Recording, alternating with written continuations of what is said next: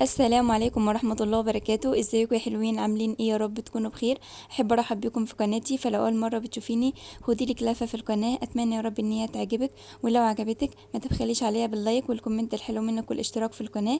النهاردة ان شاء الله جاي لكم بفيديو جديد وافكار بسيطة كده للفطار والغدا، اتمنى يا رب ان هي تعجبكم. فيلا بينا نسمي الله ونصلي على رسول الله ونشوف الفيديو بتاعنا. النهاردة ان شاء الله بقى كده هحضر معاكم افطار متين كده، يعني بقى افطار ليوم الجمعة او فطار في يوم كده اجازة لجوزك انت واولادك تفطروا سوا. لازم بقى نحضر فطار حلو محترم كده. فاول حاجه بقى بدات ان انا عملتها كده، جبت حبايه كده من البطاطس وبدات ان انا قشرتها وقطعتها وغسلتها كويس وسبتها تكون جاهزه برضو.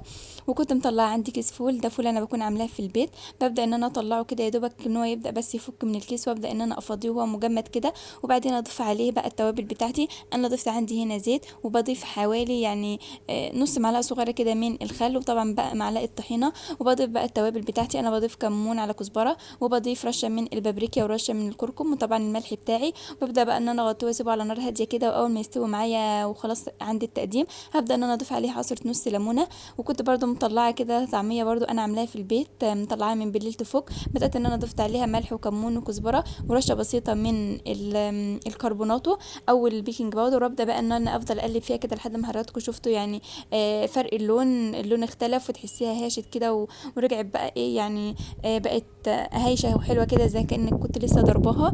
وبدات بقى ان انا جهزت الحاجات دي عندي بحيث انها تكون جاهزه على السوا على طول. وفي نفس الوقت بقى برضو دلوقتي هعمل معاكم جبنه كريمي ما شاء الله حلوه جدا، وفي نفس الوقت هنعملها من الجبنه القريش. يعني الجبنه القريش دي زي ما حضراتكم عارفين فيها فوائد كتيره جدا، ممكن مثلا اولادك يكونوا ما بيحبوش ياكلوها، فلازم ندخلها في اي حاجه ان هم يبداوا ياخدوا الفايده بتاعتها. فانا جبت عندي هنا ده كان حوالي ربع كيلو من الجبنه القريش، كانوا حوالي بالظبط 265 جرام. بدات بقى ان انا جبتهم، وهستعمل عندي ربع كوبايه من الزيت وعندي ربع كوبايه من اللبن، ويا دوبك عصره نص ليمونه صغيره. لو الليمونه بتاعتك كبيره يا دوبك ضيفي نقطتين ثلاثه بس.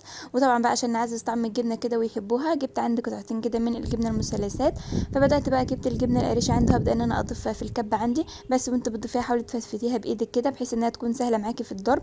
ما عندكيش الكبه وحابه تستعملي الخلاط تمام مفيش اي مشكله، بس ابقي زودي كميه السوائل شويه، انما الكبه بتساعد انك ما تضيفيش سوائل كتيره. فانا بدات بقى ان انا ضفت الجبنه القريش، وفتحت بقى الجبنه المثلثات وضفتها برضو. وهضيف بقى ربع كوبايه من اللبن. يعني طريقه الجبنه دي سهله جدا، كل حاجه فيها ربع ربع ربع، يعني ربع جبنه مع ربع لبن مع ربع كوبايه زيت. كل ده يعني ما شاء الله بتطلع معاكي نتيجه حلوه جدا. طعم الجبنه بيبقى يعني ما بتحسيش بطعم الجبنه القريش خالص، وفي نفس الوقت اولادك خدوا الفايده بتاعتها. فانا بدات بقى ضربتهم كلك مع بعض كده، وبعدين نزلت بقى بعصره نص الليمونه. وبعدين هبدا ان انا اضيف عندي يعني حوالي ربع معلقه صغيره كده من الملح، وهضرب الكلام ده مع بعضه برضو لحد بقى ما كل المكونات دي تمتزج مع بعضها. هبدا ان انا احط معايا برضو ربع كوبايه من الزيت، بس طبعا الزيت انا مش هنزل بيه مره واحده، انا هبدا ان انا انزل بنص الكميه واضربها، وبعدين انزل بالنص التاني. الزيت ده بيخلي لك القوام بتاع الجبنه يبقى كريمي اكتر، او بيربط. طبعا زي ما حضراتكم عارفين ان مهما كان الزيت ما بتعمليه في صوص او بتعمليه في اي حاجه بيبدا ان هو يتقل الصوص معاكي، فده برضو بيتقل لنا قوام الجبنه كده وبيخليه يعني قوامها ممتاز. فبدات بقى ان انا ضفت نص الكميه كده، وبعدين هنزل بنص الكميه التاني، وهفضل اضرب فيها بقى. يعني تنيك اضربي فيها كميه يعني انا عايزه الجبنه تطلع معاكي كريمه خالص، مش عايزه يكون في اي اثر للجبنه القريش معاكي، وكل ما تضربي فيها كل ما بيبقى قوامها احسن. فانا بدات بقى ان انا ضربتها كده، وبعدين ببدا ان انا اجيب اي علبه بلاستيك عندي او اي علبه حابه انك تضيفي فيها، بس اهم حاجه يكون ليها غطا محكم تقدري انك تقفلي عليها كويس. فانا بدات بقى ان انا هفضيها في العلبه كده زي ما حضراتكم شايفين، بتنزل ما شاء الله قوامها حلو جدا، لا هي خفيفه ولا هي تقيله، وفي نفس الوقت طعمها حلو. انا بقى بغطيها كده وبعينها في التلاجة، باخد منها الكميه وقت الاستعمال وخلاص. ما شاء الله لا بتسود منك ميه ولا اي حاجه، وبتكون حلوه جدا مع رشه بقى حبه البركه كده على وشها، حاجه بصراحه حلوه جدا. وبدات بقى ان انا جهزت الفطار عندي، قليت البطاطس، وبدات بقى جبت طبق جبنه كده وقطعت خيار وبصل. وده بقى كان عيش شامي انا كنت عاملاه، بس بصراحه ما كنتش صورته مع حضراتكم قبل كده. وطبعا بقى طبق الفول بتاعنا، وعملت بقى الطعميه، وده كان فطارنا كده جهزناه في اليوم ده. يعني ما شاء الله فطار متين جدا. فده بقى اخدنا الفطار كده، وده كان فطارنا في اليوم ده، الحمد لله فضل ونعمه. ربنا يديمها علينا نعمه دايما يا رب، ويحفظها من الزوال. شايفين ما شاء الله العيش ده كان حلو جدا، انا كنت عاملاه من حوالي كذا يوم، يعني كانت الكميه دي للفضل مني كانت في الفريزر، بدات بقى ان انا خرجتها بردت. ما شاء الله كانت حلو جدا، بس بصراحه ما كنتش صورته. والجبنه بتاعتنا بقى شايفين ما شاء الله قوامها ممتاز جدا. فده كان فطارنا بقى الحمد لله، اخدنا وفطرنا كده وقعدنا بقى. يعني شفت بقى شقتي لو فيها حاجه عايزه تتروق، حاجه عايزه تتظبط. يعني انا دلوقتي هبدا ان انا اجهز معاكم الغدا.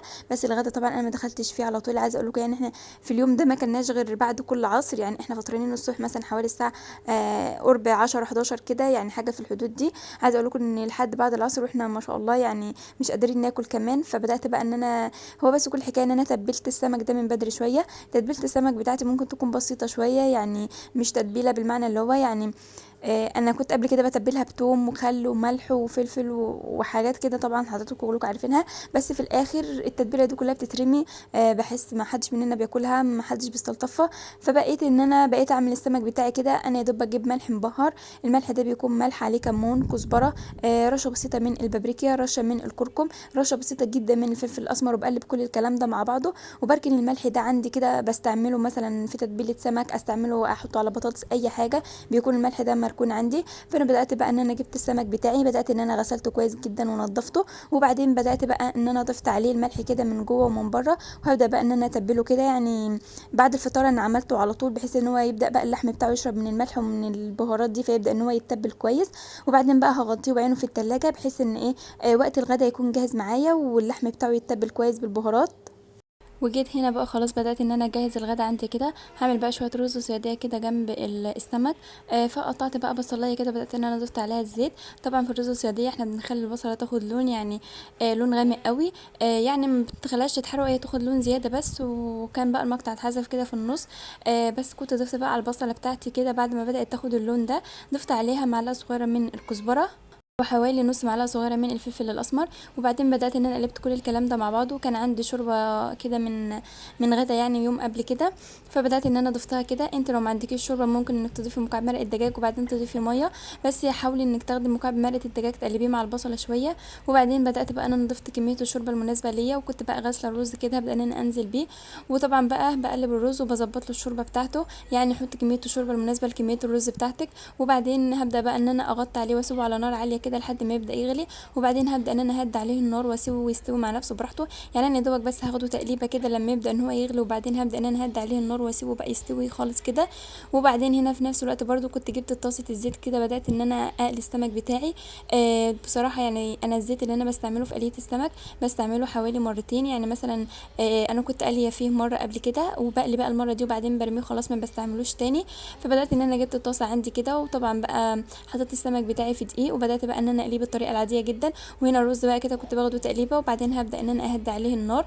طبعا بقى السمك بتاعنا كده كل ما ياخد لون من تحت اقلبيه طبعا على الناحيه التانية. وفي نفس الوقت خلي النار بتاعته تكون وسط، يعني خلي الزيت سخن وبعدين ابدا اهدي عليه النار، بحيث انه يعني السمك ما يبداش ياخد معاكي لون وفي نفس الوقت اللحم بتاعه ما بيستويش. فانت ابداي بس تهدي عليه النار كده وسيبيه مع نفسه براحته يبدا ان هو يستوي. فانا بدات بقى ان انا اخدته تقليبه كده من الجنب ده للجنب التاني. بدات ان انا قلبته كذا مره بس ما حبيتش ان انا اجيبها في الفيديو كله. انا دوك بس قلبته مرتين كده مع حضراتكم. وبعدين هبدا بقى ان انا اغرف الاكل كده. خلاص الحمد لله الاكل بتاعنا جاهز. شايفين ما شاء الله الرز بتاعنا، عايزه اقول لكم كان لونه حلو وطعمه حلو جدا. ما شاء الله لون الرز عامل ازاي. هو بتكات بسيطه جدا هيطلع معاكي بالجمال ده. طبعا بقى السمك بتاعنا خلاص ظبطناه وطلعناه. كنت عملت برده طبق سلطه كده على الغدا، يعني طبق سلطه خضرا كده. حابه انك تعملي مثلا سلطه طحينه جنب السمك بتاعك، تمام مفيش مشكله، ده بيرجع على حسب رغبتك انتي. شايفين ما شاء الله الرز بتاعنا، عايزه اقول لكم جميل جدا. البصلايه لما مثلا اخدت لون زياده لا مررت ولا غيرت طعمها ولا اي حاجه. شايفين ما شاء الله الاكل بتاعنا يعني يفتح النفس كده بالف انا وشوف على قلوبكم. ولحد هنا كده بقى يكون خلص الفيديو بتاعي معاكم وخلصت وصفتي معاكم.